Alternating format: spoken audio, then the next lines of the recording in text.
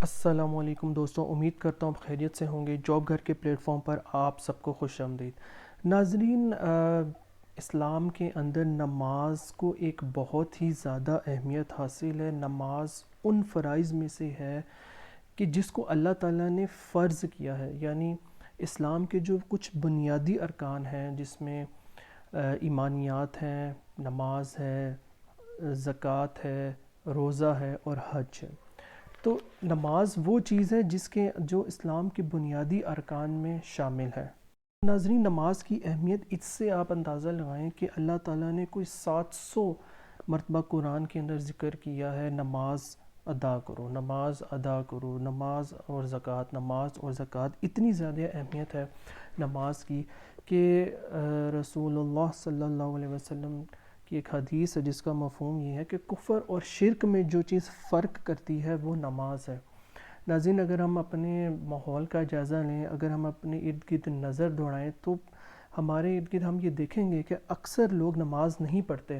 اور وہ اس کو بہت لائٹ لیتے ہیں۔ وہ کہتے ہیں ٹھیک ہے بھائی،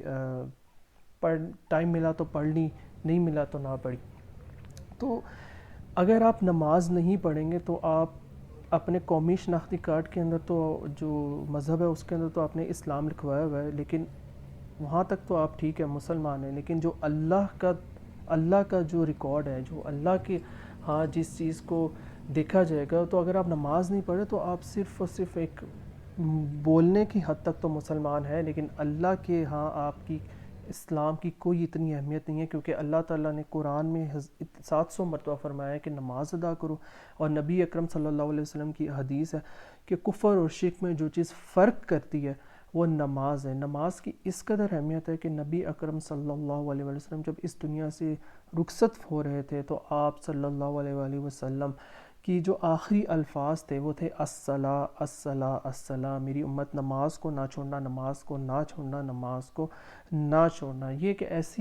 ایسی عبادت ہے جو کسی بھی حالت میں اللہ تعالیٰ نے اس کے اندر معافی نہیں رکھی، کسی کے حالت میں بھی اللہ تعالیٰ نے اس کے اندر کوئی ڈھیل نہیں دی، بلکہ یہاں تک کہہ دیا کہ اگر تم بیمار ہو تو بھی نماز پڑھنی ہے، اگر تم سفر میں ہو تو بھی نماز پڑھنی ہے، اور اس کو فرض کر دیا ہے، یعنی اس کے بغیر آپ اللہ تعالیٰ کے ہاں قبول ہی نہیں ہے۔ اور سب سے پہلے عبادات کے اندر جو حساب کتاب ہوگا اللہ تعالیٰ کے ہاں وہ نماز ہے۔ نماز کی پوچھ گچھ ہوگی کہ آپ نے نماز پڑھی تھی یا نہیں پڑھی تھی۔ تو ناظرین، اگر آپ لوگ نماز نہیں پڑھتے تو آپ اپنے آپ کے ساتھ ظلم کر رہے ہیں، آپ اپنے آپ کو جو ہے وہ دھوکہ دے رہے ہیں۔ آپ سمجھ رہے ہیں کہ کوئی نہیں، اللہ تعالیٰ میں معاف کر دے گا، ایسے نہیں ہے۔ ایسے اتنا آسان نہیں ہے کہ آپ ٹھیک ہے، آپ لوگوں نے نماز اگر کوئی شخص نہیں پڑھ رہا اور اگر وہ سچے دل سے توبہ اور استغفار کر لیتا ہے تو اس کا گناہ تو معاف ہو جائے گا، لیکن نماز کی قضا پھر بھی اس کو دینی پڑے گی۔ یہ مسائل تو آپ علماء سے پوچھ سکتے ہیں، لیکن نماز کی اس قدر اہمیت ہے کہ اللہ تعالیٰ نے حضور صلی اللہ علیہ وآلہ وسلم کی ایک حدیث ہے جس میں نبی پاک صلی اللہ علیہ وسلم فرما رہے ہیں، مفہوم یہ ہے کہ میرا دل کرتا ہے میں مدینے کے نوجوانوں کے لے کے اپنے ساتھ نکلوں اور ایسے گھروں کو آگ لگا دوں جن کے لوگ جو ہیں، جن کے مرد جو ہیں وہ اپنی گھروں میں نماز پڑھتے ہیں۔ یہ نبی کریم صلی اللہ علیہ وآلہ وسلم کا غصہ ان لوگوں کے لیے ہے جو اپنے گھر میں نماز پڑھ رہے ہیں، تو سوچے ان کے لیے کیا غصہ ہوگا جو نماز پڑھتے ہی نہیں ہیں۔ جو پڑھتے ہی نہیں ہے نماز تو ان کے لیے کیا غصہ ہوگا نبی پاک صلی اللہ علیہ وآلہ وسلم کے ہاں، کہ جو لوگ نماز کو اہمیت ہی نہیں دیتے، جو سمجھتے ہیں کہ ہاں یار بس ٹھیک ہے پڑھ لیں گے، اور ٹائم ایسے ہی گزر جاتا ہے اور ایسے ہی ایک دن موت آ جائے گی۔ تو میرے دوستوں، اپنے آپ کو جب بھی کوئی نماز کا آپ کا کوئی ٹائم آ جائے تو سب چیزوں کو بند کر دیں۔ اگر آپ دکانوں پہ ہیں تو شٹر گرا دیں، اگر آپ اپنے آفس میں ہیں تو چھوڑ دیں کاموں کو، پہلے نماز پڑھیں پھر اپنا کوئی کام کریں۔ جب آپ اس طرح کریں گے تو آپ دیکھیں گے کہ آپ کے کاموں میں برکت آنا شروع ہو جائے گی، آپ کے کام جلدی ہونے لگ جائیں گے۔ اور حضور صلی اللہ علیہ وسلم کو تو جب بھی کوئی مشکل پیش آتی تھی تو آپ صلی اللہ علیہ وسلم نماز سے مدد حاصل کرتے تھے۔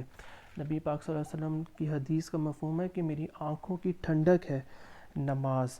اور اگر ہم نماز با جماعت کی بات کریں تو ایک حدیث ہے کہ حضرت عبداللہ بن عباس رضی اللہ تعالیٰ عنہ سے روایت ہے کہ رسول اللہ صلی اللہ علیہ وسلم نے ارشاد فرمایا کہ جو شخص نماز با جماعت کے لیے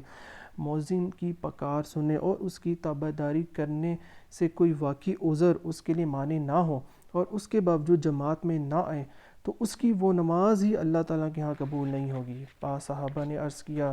حضور صلی اللہ علیہ وسلم واقعی عذر کیا ہو سکتا ہے؟ آپ صلی اللہ علیہ وسلم نے جان و مال کا خوف یا کوئی مرض۔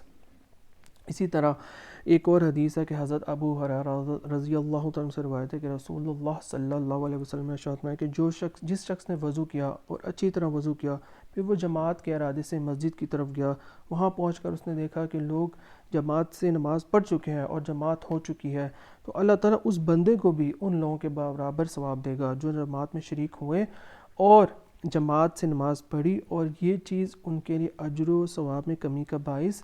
نہ ہوگی۔ اسی طرح ایک اور حدیث ہے کہ حضرت انس رضی اللہ تعالیٰ سے روایت ہے کہ رسول اللہ صلی اللہ علیہ وسلم نے فرمایا کہ لوگوں پہلے اگلی صف پوری کیا کرو پھر اس کے قریب والی، تاکہ جو کمی و کسر ہے آخری ہی صف میں رہے۔ اسی طرح حضور صلی اللہ علیہ وسلم کا ارشاد ہے کہ جماعت نماز پڑھنا اکیلے نماز پڑھنے کے مقابلے میں 27 درجے زیادہ فضیلت رکھتی ہے۔ نبی صلی اللہ علیہ وسلم نے فرمایا کہ تنہا نماز پڑھنے سے ایک آدمی کے ساتھ نماز پڑھنا بہتر ہے اور 2 آدمیوں کے ساتھ اور بھی بہتر ہے، اور جس قدر زیادہ جماعت ہو اس قدر اللہ کو پسند ہے۔ حضور صلی اللہ علیہ وسلم نے ارشاد فرمایا کہ مدت نشاط تک نفل نماز پڑھو اور جب سست پڑ جاؤ تو بیٹھ جاؤ۔ حضرت انس سے روایت ہے کہ رسول اللہ صلی اللہ علیہ وسلم نے ارشاد فرمایا کہ جو شخص 40 دن تک ہر نماز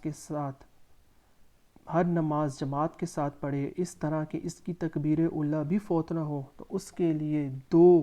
نجات لکھ دی جائیں گی، ایک آتش دوزخ سے نجات اور دوسری نفاق سے نجات۔ تو ناظرین، نماز کی جو اہمیت ہے اللہ تعالیٰ نے ہمیں بتائی، ہمیں اس پہ اللہ تعالیٰ سے دعا ہے کہ اللہ تعالیٰ ہمیں اس پہ عمل کی توفیق عطا کرے۔ اب تک کے لیے اتنا ہی۔ اپنے اس چینل جاب گھر کا خیال رکھیے گا۔ ٹیک کیئر، اللہ حافظ۔